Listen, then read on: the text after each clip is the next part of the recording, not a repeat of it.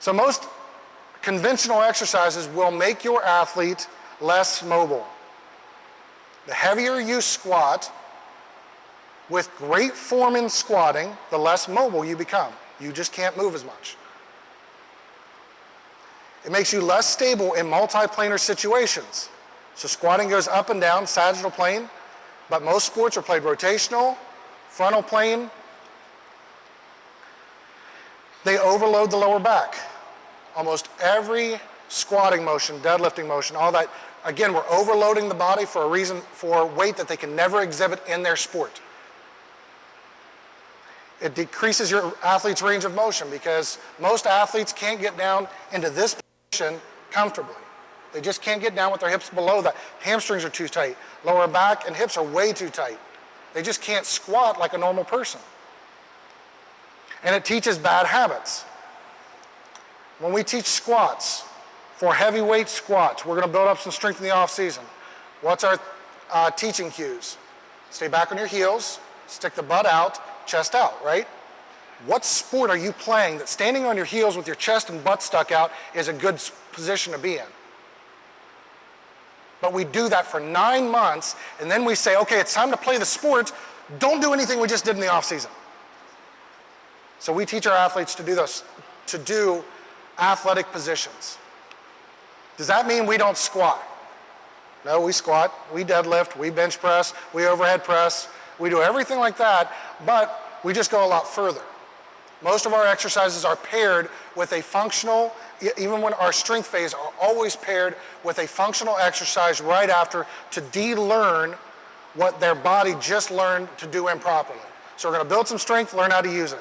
Build some strength, learn how to use it. And we all, let's see. We also periodize our training. So we're not in a heavy cycle very much because, again, why develop that strength that they can't use? We're going to teach them how to drive their body, how to use it first, and develop strength as we go along with that. So in the gym, we look like athletes. We have them bend, push, pull, twist. Most of that time, they're going to do it on one leg. We also use progressions, and this is good information for you guys to have. This is in your handout. We start all of our movements in sagittal plane. So we're going to move forward and back, up and down, squats first, so I can assess an athlete. And it doesn't matter whether it's an athlete or a grandmother. They're all going to start out the same movement patterns. Then we're going to start moving in the frontal plane. So we're going to move our side to side, our lateral movements. After that, this is for non-core movements, we're going to start our rotational movements. We're going to start moving through the transverse plane. Our core movements, though, we start those through the transverse plane right off the bat. We have a progression for our speed of movements. We start out with our slow phase. We call it a phase 2. Athletes hate it. Each rep takes 12 to 20 seconds to complete. So it's a 4-2, 4-2. So the positive and the negative take 4 seconds. There's a pause at the top, pause at the bottom of 2 seconds. Then we move to regular tempo. That's a 3 to 4 second movement. And then we get into our fast and ballistic phases. And some of you guys might be saying, why would I have an athlete move that slow in the off season? Well, first of all, it's my modified hypertrophy training. So we're having an athlete spend a ton of time under tension. It also allows us to, it takes out inertia in the lifting, so we get to assess an athlete's strength without inertia. The negative and the positive are both isometric type movements, so we have yielding and surpassing isometrics, which they're doing more and more research on that. I just don't want to stand and hold a bar for a long period of time, so we're going to yield, and then we're going to surpass without inertia. For the coaches, it makes a great time for you guys to get coaching in. Have you ever coached an athlete and they're lifting 6 reps, 8 reps, and by the time you're trying to get the point across, they're done with their set? You're trying to say, well, I want you to do this, and they're going, what are you talking about? I'm done with my reps now. You never had time to coach form at all. If every rep is taking 12 seconds, you've got a heck of a long time to get your point across and to really look at body alignment. It develops muscles and tendons, but if you're already having an athlete that's ballistic, it gives them time to recover and develop. So we need that recovery time. A lot of athletes, though they hate those long-timed reps, when they're done with that phase, most of their injuries that they had coming into it are gone. All those shoulder twinges, all the knee and hip stuff, all the lower back stuff, it's gone. Because we've actually allowed the body to continue working under a reduced load for the muscle and tendon to actually heal itself without just taking 2 weeks off. It engages the brain because all of a sudden the athlete really has to figure out what they're doing. They can't just go through the movement to go through the movement. They have to understand the movement to do it correctly. And there's a lot of mental toughness to get an athlete to move that slow for that long. You will find out who your tough athletes are at that point. So for us, how do we know when to and where to start an athlete in our complexes? Well, we do a modified functional screen test. So we do that in conjunction with a few more tests to determine where an athlete is. We have an 8-point ranking scale, and most of our athletes will come in at about a 1, 2, or 3. So we do a deep overhead squat, a one-leg step over, core rotational power or endurance, sprint and shuttle run. Some people use the pro agility, the vertical leap and elasticity test. Does everyone know what elasticity is? Measuring 4 jumps or a series of jumps to the 1 jump test.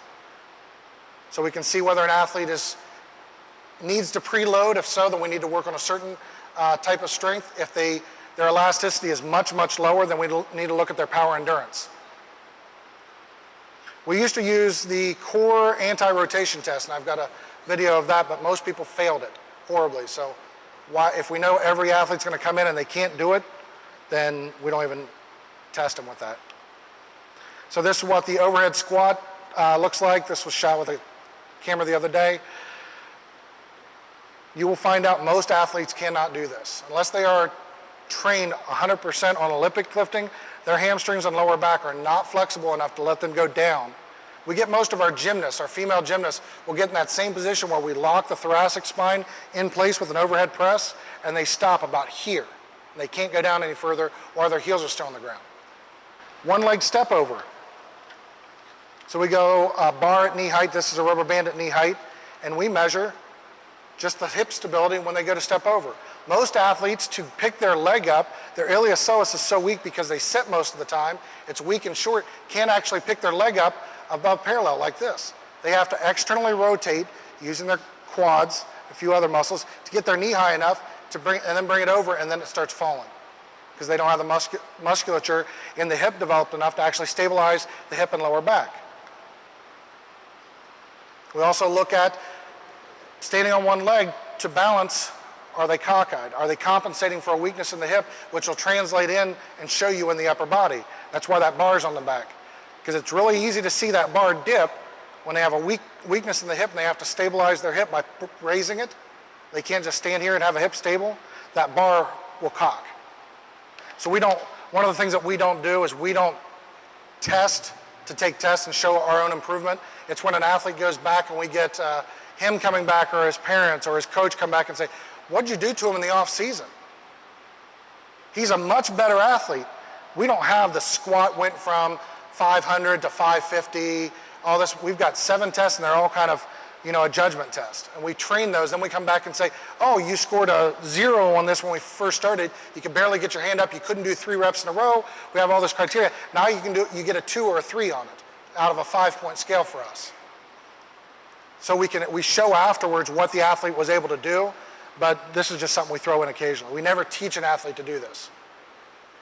When I started doing research on the people who were successful at reducing injuries for athletes, they were doing rehab exercises prior to anybody being injured. It was actually built into the program, the one-legged step up, the one-leg reach and touch, built up all that activity, and I started doing more and more research and finding that prehab built into a strength program reduced injuries by a tremendous amount.